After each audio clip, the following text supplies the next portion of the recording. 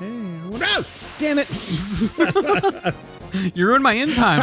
Sorry. Now we're here. Good job. No, go ahead. Welcome back, ladies and germs. Damn it! Run!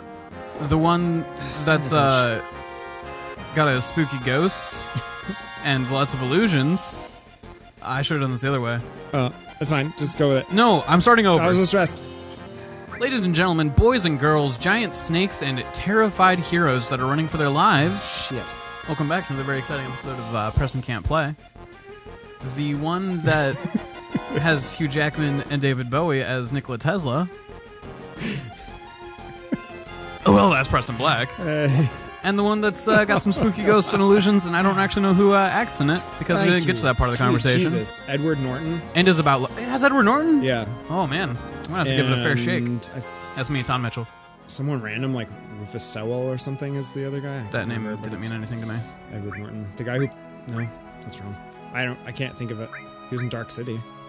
More like Dank City, am I right? Nice, dude. Dank City. Dank City. We're back with some more Final Fantasy. It's been a fat minute since we've been here. A fat minute. So, in the before times, before we started the episode, I was going to tease the Midgar Zolom if I didn't realize that he was standing right next to me. So, as soon as I walked into the swamp, he got me. But we're fine. Everything's fine. So, just to catch everybody up, the last episode of this that we did actually cut out slightly early. The only thing that you, the viewer, have missed, if you haven't played this before, is when you walk up to this spot where I am standing currently. The first time, you get a little, like, sequence where there's a Midgar Zolom who's been impaled on a tree. And everyone's like, this must be Sephiroth. He went this way. So we are now... is further confirmation that we've already kind of received. Now it's pretty much solid. We are following Sephiroth. Okay. That's what's happening. And into the crevasse. Into the crevasse, yeah. All right, so we're going in here. This is the Mythril Mine or something. Mythril Cave, something like that. Mythril. So that's probably just pretty much what we're going to be doing on this episode. It's just trying to navigate this dungeon. Cave boys? Yeah. Was that a parrot? What's that? There was something green next to it. Oh, it's like an ether or something. Okay. Yeah, the like collectible items, consumable items rather, like that aren't in treasure chests, just kind of appear as like little things, like little weird like gem-looking things. Okay. And you can identify them. Like green ones are like something, and red ones are something. I think red ones are summon materia. Green ones, I'm not sure what those are. I'm like losing my mind. Where is my mind? Anyway, so I did where is my I did a little bit of stuff off screen in between episodes. I got a fucking telescope. Holy shit. Oh, it's a double telescope. Yeah, I upgraded our weapons a little bit. I gained a few levels. Found Wolverine. Holy shit. Did I know about Wolverine? I think that's it. No, that's the Tiger Claw. I can't remember if I got that while you were around or not. Okay. But one thing that I did do, more importantly than that stuff, the reason that was happening is because I was, I found a website that pointed out that some stuff that we had previously talked about on the show, which was, do these characters have innate like jobs like traditional Final Fantasy characters, which I didn't think they did because so much of it is customizable, but they actually kind of do. Okay. And it's based on their it's really just based on their stats rather than the abilities that they gain. Okay. Okay, so if you compare like the stats of like Cloud, for example, has pretty standard stats for like the like hero class, or like the jack of all trades type stuff. Okay. And you know, like Red 13 has thief stats. Oh, really? And Eris has like white mage stats and stuff like that. So I just kind of like mostly I just changed around their materia, not to spend too much time on this, but I just kind of like I changed around their materia to play into those strengths, right? So I gave Like Tifa doesn't really have any materia on right now because I don't really have any materia that's gonna play into her strengths right now. Okay. She's a fighter. Okay. She's not strong in magic. So if I give her magic, it's just gonna bring down her ability to fight. Okay. Most materia that is like active materia, like there are some stat boosting ones that's like really their only purpose, or they give you kind of like menu items that like sense doesn't really do anything. It's just like has one job. But like the magic spells and stuff like that you get, or the summons, they'll boost you mostly in magic, right? Like they'll give you a boost to magic, but and your MP will go up, but your strength will come down. I'm sorry. Are you fighting tetherballs right now? Yeah. With gross like goatees? Your strength will come down, your max HP will come down. So by giving Tifa magic, we're actually reducing her ability to be an effective melee fighter. Okay. So I was just like, I'm just not going to give her materia. She doesn't need it. Now, if I were fighting something that I knew we really needed, like all the magic that we could get for, then I might rethink that. And there's going to be a materia down the road that will play more into her natural strengths.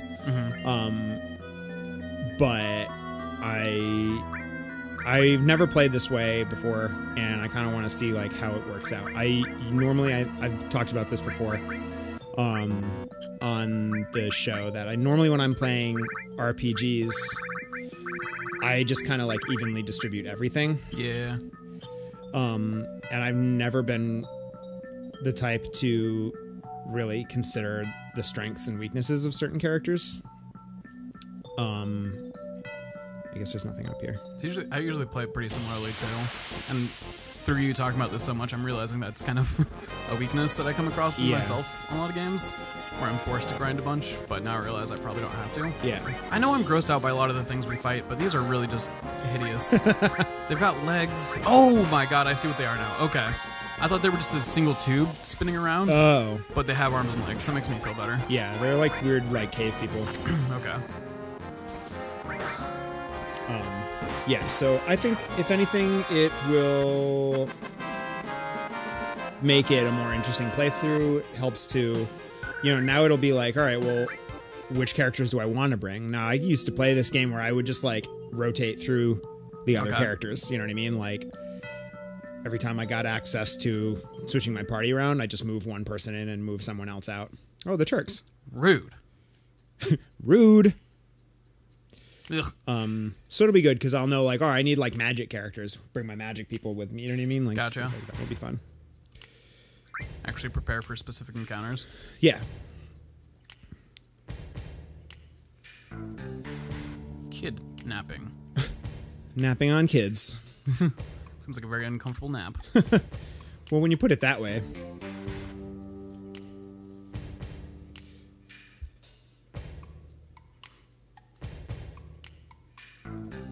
Almost had a sneeze. Ugh. Nope, still fighting it. It's over. I win. I've grown too powerful. Hey, good job. Elena, the newest member of the Turks. I quite like Elena. The Turks are fun because they're kind of like edgy, like anime characters. Okay. Sort of like they just all show up in suits and like are badasses and like edgy. Okay. But I like Elena because I feel like she's got a little bit more of a dynamic to her. Like she's trying to be like one of the badass dudes, but like there are moments in the game when like they're all like edgy stuff and she's like, oh. I don't know about all that. Fucking edgelords. Yeah. I'm gonna move my foot. I might kick the mic. I did it. I kicked it. Saying. It's not saying much. Yo.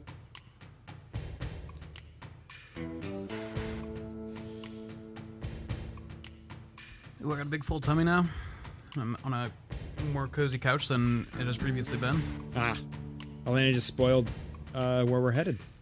Ooh, you can tell because it's different colored text. Oh, she's so new. She's just bumbling around, giving away the plot. So they're also after Sephiroth. Okay. So we're all chasing Sephiroth, but we're not friends. Because these guys are kind of like basically mercs. Yeah. Okay. And they're working for Shinra. Gotcha. They were going after Eris, right? Yeah. And now they're after Sephiroth. Sorry, Eris, you're old news.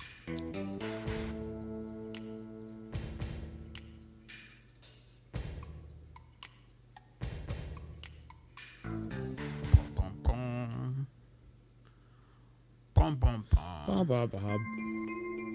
Alright, I get it. One of my favorite things about newer video games is that we have voiceovers now, so you can like get all that exposition while still playing. Yeah. It's one of my... I know like certain games do it well, but a lot of the times games with a smaller budget, which sucks that I'm picking on indie developers, there's just so much text you have to scroll through, and you're just sitting there for like 10 minutes scrolling through text before you get back to action. Oh yeah. That got really obnoxious in Ni no Kuni sometimes. It's like mostly voice, but sometimes you just have to like click through dialogue. I just started playing that and the same. Alright, so we're done with the Mythril Mines, I guess. I thought there was a boss in there, but I might be thinking of something else. Cool. Alright, well we are going to Fort Condor now. Condor. We're going to walk through so we don't miss anything fun. For sure. Like these rolling hills. Look at that thing! I like that. That one's cute. The big one with the piranha plant arms. Big ol' one. Oh, and it comes in for hugs. I love him. What's its name? What's it called? Zimzelit. No, the big one. That's what, yeah. Oh, I see. Yeah. Narrow Sephiroth. It's pretty derivative. Yeah. I'm gonna bolt this chunk. So he's up in the air now. Sorry, I'm making a lot of mic adjustments. I'm not. I'm getting your pages back. Uh-oh. Oh. Preston's computer is talking to us about something.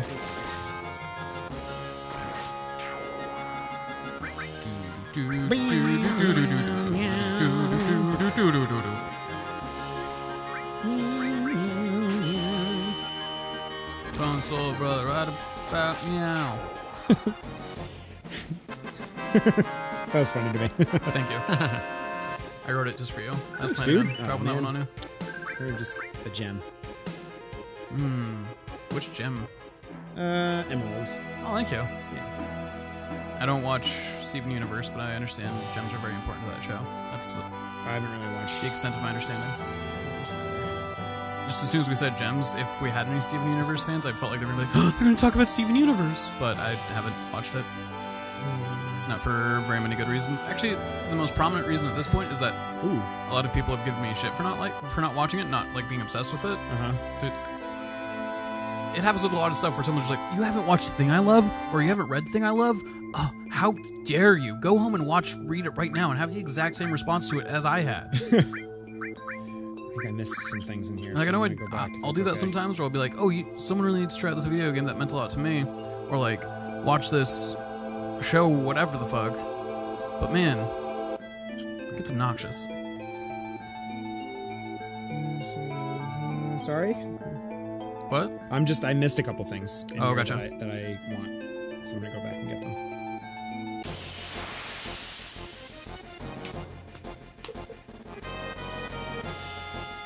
And it's like a scale too. The more and more I hear that, like, oh my god, you have to watch Thing, the less and less I'm gonna watch it. Oh yeah.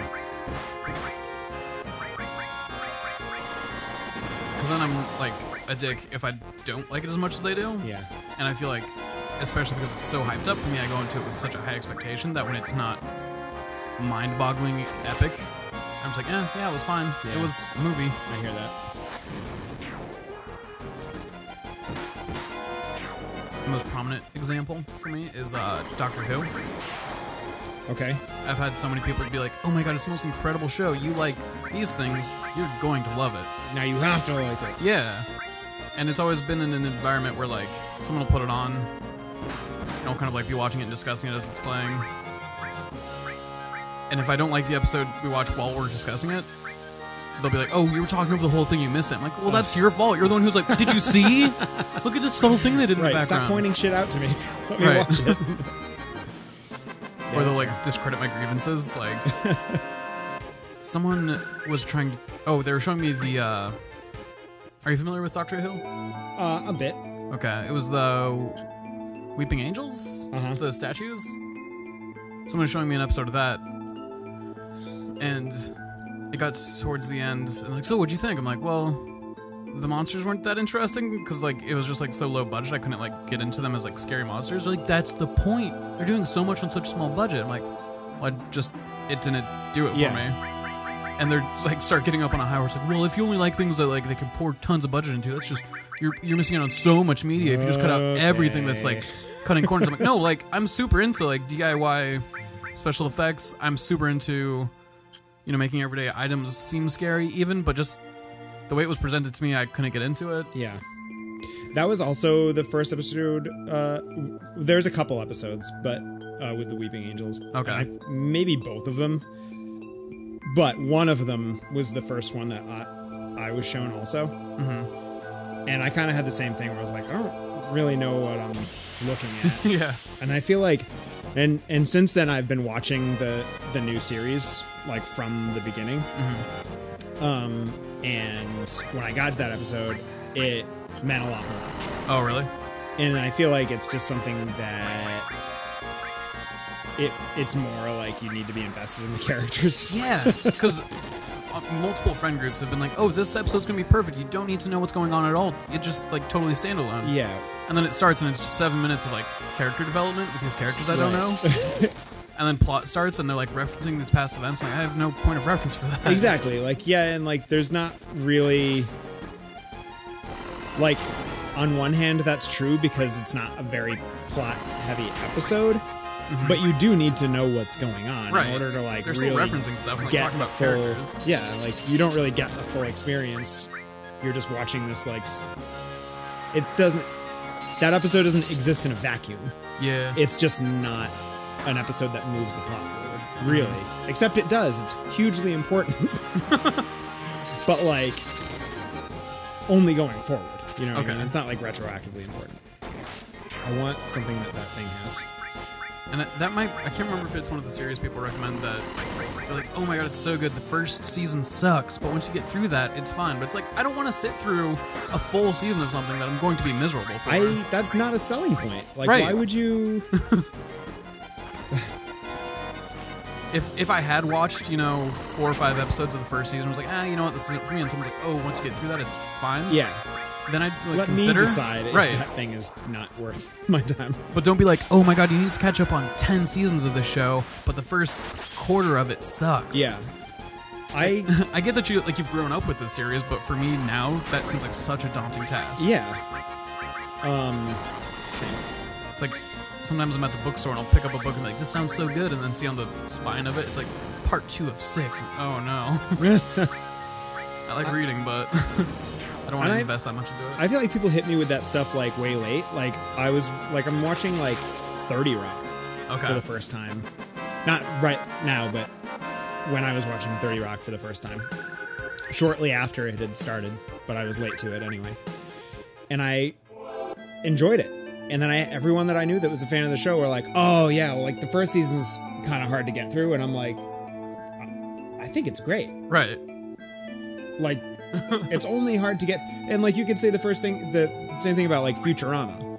Like going back now and watching the first season of Futurama, it's kind of draggy and like the characters haven't really been established. But at the time, it was fine. And Futurama is so much easier to just like pick up a random episode. Yeah, and I would never, if I met someone who had never seen Futurama before, A, I would stop talking to that person. But B, I wouldn't just be like, you should watch Futurama. It's kind of a challenge to get through the first season, I'm not going to lie, because I wouldn't watch something if they told me that. That materia that I got is hugely important for me. That's what I wanted. Also, I got a new weapon for Tifa. That's dope.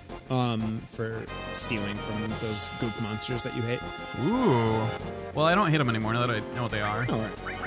I understand their culture more now, so I'm less angry. That's very fair of you. Very big of me, I think. Yeah. Sounds like we'll be popping out of this cave on the next episode of Preston Can't Play. Popping caves, popping caves. Pop that cave. Pop that cave. Pop that cave, pop. Pop, Batcave. Pressing and play. Continue.